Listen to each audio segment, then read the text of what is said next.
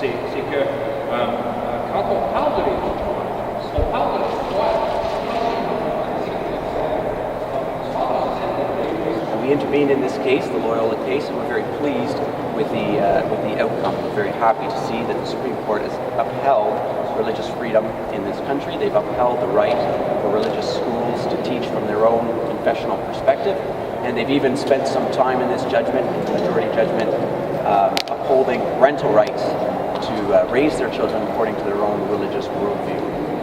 We're happy with this decision, and ARPA Canada will be taking this decision to the various provincial governments across the country that have been of late infringing on parental rights, infringing on religious freedom through various limitations on education, parental education in particular, through Bill 10 in Alberta, Bill 13 in Ontario, and Bill 18 in Manitoba.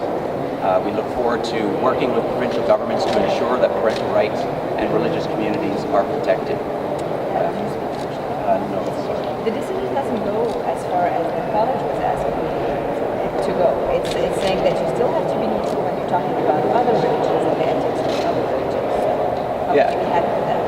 I think that neutrality, and the court has admitted it before in the cases that led up to this case, SL case from a couple of years ago, that neutrality is a bit of an elusive thing. You can never achieve pure neutrality. That's not what they write in paragraph 78. Yeah, for sure. I think that the reality, I mean, they can say that. The reality is that no individual, no matter how secular or neutral or religious they want to be, can be perfectly neutral. So I think that it's fine for the court to try and reach that, get to that point, to try to demonstrate other religions in a neutral position. But the reality is that in the home, in a private school, Christian school, other religions are going to be evaluated through a lens, whether that's secular, which is not neutral, secular, or a Christian one.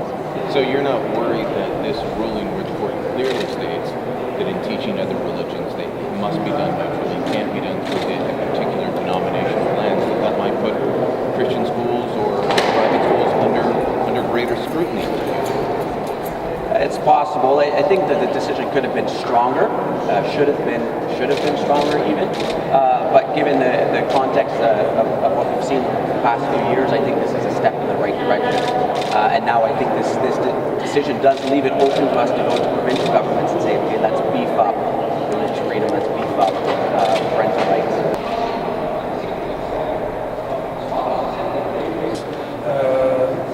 The reasons of both sets of judges are entirely coherent and consistent with each other, and I would boil it down to the following: that first of all, the first question that was an issue is, could Loyola, as a corporate entity, even invoke freedom of religion, as it had been argued against it, that only individuals can do that?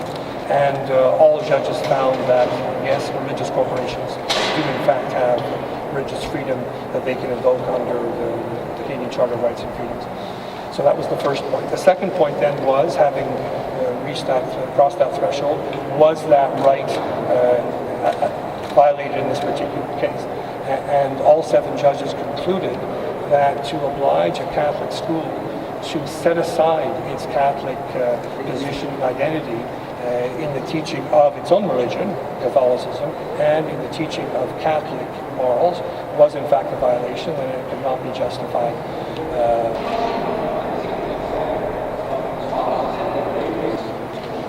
The Ethics in Religious Culture program was conceived as a way to teach students to recognize the value of others and the pursuit of the common good. These are laudable goals that we share and wish to inculcate in our students. However, we do not believe that religious values in the context of our school need to be suppressed in order to accomplish this. Far from undermining the achievement of those goals, the religious and philosophical underpinnings of our school enhance and complete them.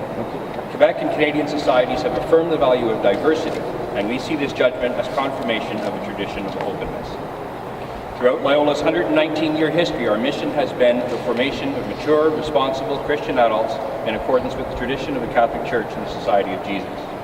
As such, our purpose has been not so much to prepare students for the world, but to fully develop their gifts and talents so that, imbued with a vibrant faith, they may change the world. It is this idea that lies at the heart of the school motto, Men for Others.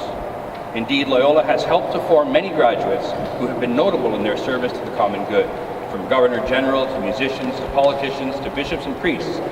Loyola graduates have labored for social justice in order to create a more loving and more human world. This judgment affirms our historical role and directs us into the future.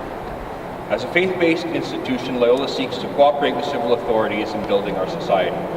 We are hopeful that this judgment may help to create greater collaboration between government and religious organizations that serve the common good. We look forward to working with the Minister of Education in our common mission of forming young men and women who will make positive contributions to our society and culture. We look forward to working with other schools and institutions whose mission is to serve the Montreal community.